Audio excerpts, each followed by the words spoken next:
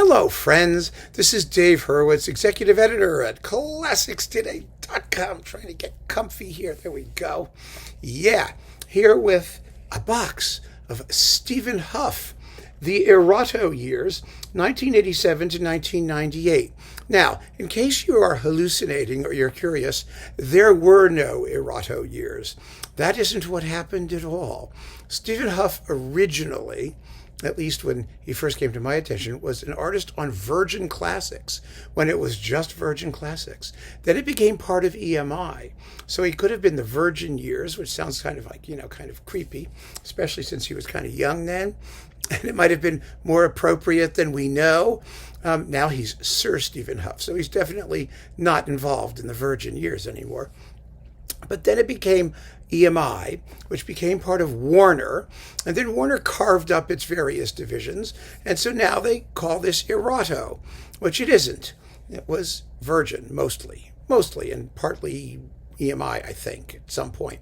But, that would be like saying, let's say we're in the year 2175, and YouTube is eventually purchased by some sort of direct neural transmission streaming company called Fractal. And they offer all of my videos in a package called David Hurwitz, The Fractal Years. Well, it's not. It's the YouTube years. Anyway, I'm just belaboring this because, labels are doing this all the time. And it can be confusing. You could think that maybe there was a bunch of stuff he recorded for Erato back in the days when it was Erato, but he didn't. So we don't have to worry about that. Let's go through this. I remember vividly Stephen Hough's first recordings for Virgin. At least I think I do. They were way back when. They were actually amongst the very, very first things that he released. First, we have Mozart Piano Concertos 9 and 21 with Bryden Thompson and the Halle Orchestra, of all things. Look at that. I didn't remember this. Well, I do remember it. I actually have it in the overflow room, but I haven't listened to it in a million years. I just remember it making not a lot of an impression on me, and I plonked it on for a bit to double check that I was, hadn't misremembered, and they're okay. Not special, but it's okay. That's nice. Then we have the Piano Album 1. Now, Stephen Hough always makes fabulous piano compilations with lots and lots of interesting stuff and fun little pieces, intelligently programmed. He's such a smart pianist. So this particular collection, and there are two of them in here, consists of music by McDowell, Chopin, Quilter, Dochnani, Paderewski, Schlutzer, Gabrilovich, Rogers, Woodford, Finden, Friedman, Sanson, Rosenthal, Godowski, Levitsky, Palmgren, and Moskovsky. And more than one piece by many of these people. It's 62 minutes of little sniglets, but they're wonderful sniglets. This is a treasury of sniglets. So that's really nice. Now, here is the disc that I really remember. And I even remember the cover, the crucifixion cover. Remember this thing? Isn't that just, it's Liszt's sort of like quasi-religious type music stuff. And it was a wonderful recital. I remember that first batch of Virgin stuff. It had the Slatkin Walton first, and there was this, and there was also piano music by what's his name? Yeah, the German guy. No, Karl Amadeus Hartmann. That was very, very interesting, and was produced by my friend Dr. Sören Meyer-Eller of München. So, there were a bunch of really cool things. And I think there was the Andrew Litton, Elgar Enigma variations and some other stuff. It was fresh, it was young, it was very well recorded.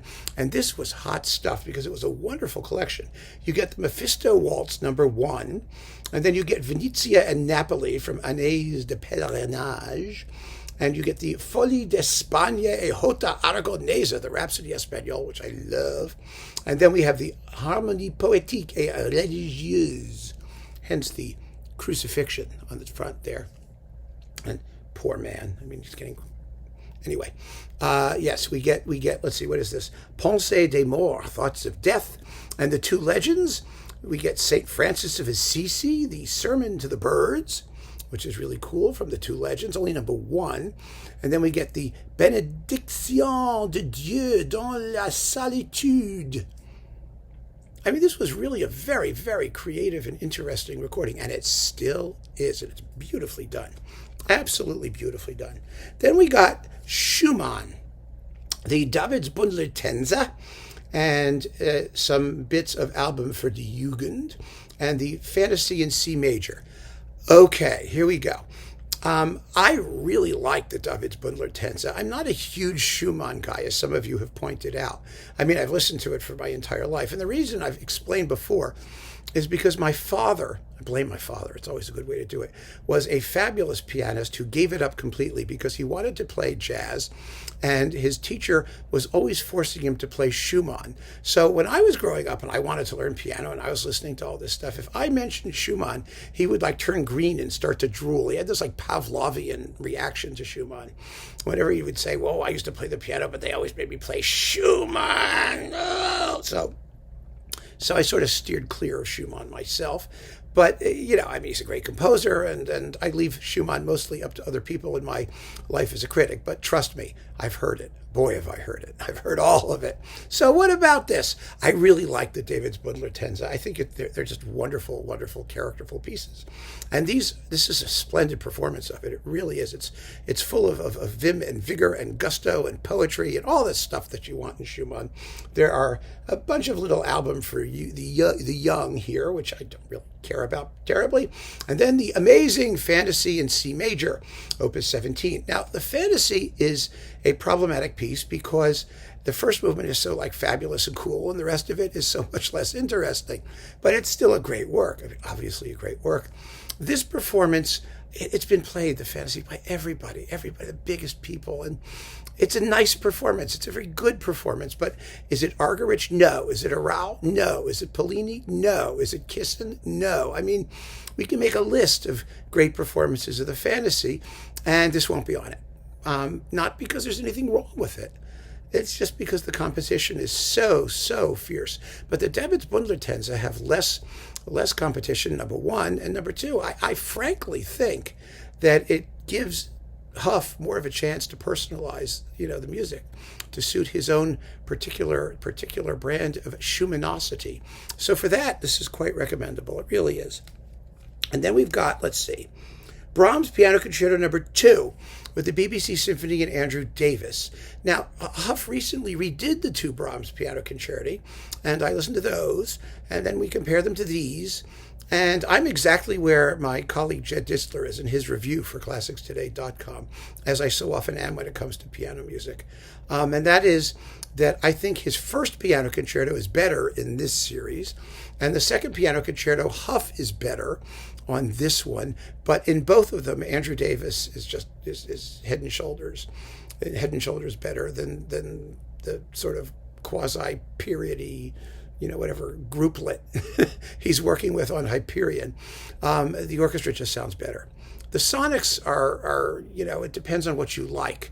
The Hyperion is more up close for the piano than this is.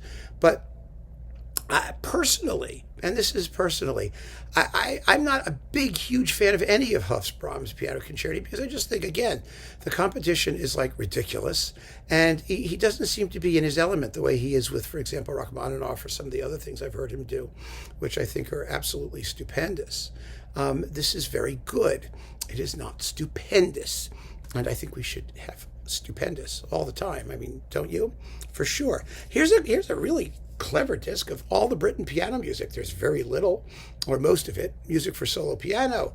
You get the Holiday Diary, 3 character pieces, the Night Piece, the Sonata Romantica, which is just 2 movements of something, 12 variations for piano, 5 waltzes, and then music for 2 pianos. You get 2 lullabies, the Mazurka Elegiaca, and the introduction and Rondo alla Burlesca for 2 pianos, which is quite a bit of fun. A very, very interesting record that will fill a niche in many a collection. And then we've got, more Liszt. Yes, Liszt with a little title here, an Italian recital of Liszt, which gives you the Ave Maria and bits of Agnès de Pèlerinage. You get, Au Ciple de la Ville d'Est, 1 and 2, and 4. No, Les Jeux d'eau de la Ville d'Est. There we go. Numbers 2, 3, and 4. That's what we get. Then we get Requiem and 2, La Lugubre Gondolas. Oh, I love those. They're beautifully, spookily, wonderfully played here. Dark but flowing. They ripple. They ripple, and the gondola has to ripple. If it doesn't ripple, it's not a gondola, and it's not lugubre. So there you go. This has the ripple. And then we've got, let's see, what else? Oh, the Dante Sonata. Again, a very good performance. It really is decent and fun to listen to, but it's not Claudio Arrau. What can I tell you? Claudio Arrau is like my guy in the Dante Sonata. I mean, and there are many other very fine Dante sonatas, of course, but, and this is a very good one.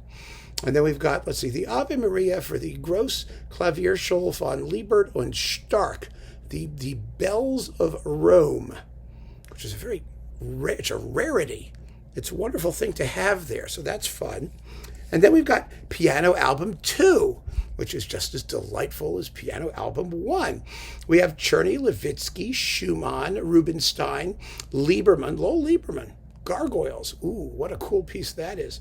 Rebikoff, Liadov, Ravina, Woodford, Finden again, Quilter, Rogers, Moskowski, J.S. Bach, Godowski, Bizet, and Tausig. I mean, what a great collection of stuff. It really is. This is one of those discs that you just put on and you let it go. And it's the whole thing, and it's 63 minutes of sheer delight. Absolutely wonderful. And then we have the Brahms Piano Concerto No. 1, which, as I said, I think is a little better, a little bit more fiery, a little less mannered, or a little less inflected, let me say, because Hough is never mannered, really. He's not. But the agogics are, I think, more naturally placed here, probably because he holds back a little bit and messing with the music. And so there you go. It's a very good box, let's face it, for the most part. It really is. There is nothing that's bad. The Mozart may be the most uninteresting thing in it. Everything else is full of intelligence and excellent pianism. And, Hough is one of the great pianists out there today.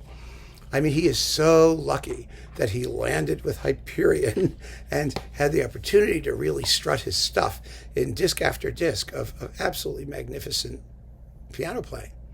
He really is. And there's just some amazing things that he's done, and some amazing things in here that show what a promising young player he was. And he landed on his feet, and thank you, Hyperion, for sticking with him. And thank you, Sir Stephen, now, for all of this, for a wonderful life in music that we are continuing to enjoy. So sure, I can recommend this really easily. There's nothing not to like. Let's face it. People will quibble. Everyone has their preferences, but it's good stuff. Really, really good stuff. So keep on listening, friends. Thank you so much for joining me. Take care.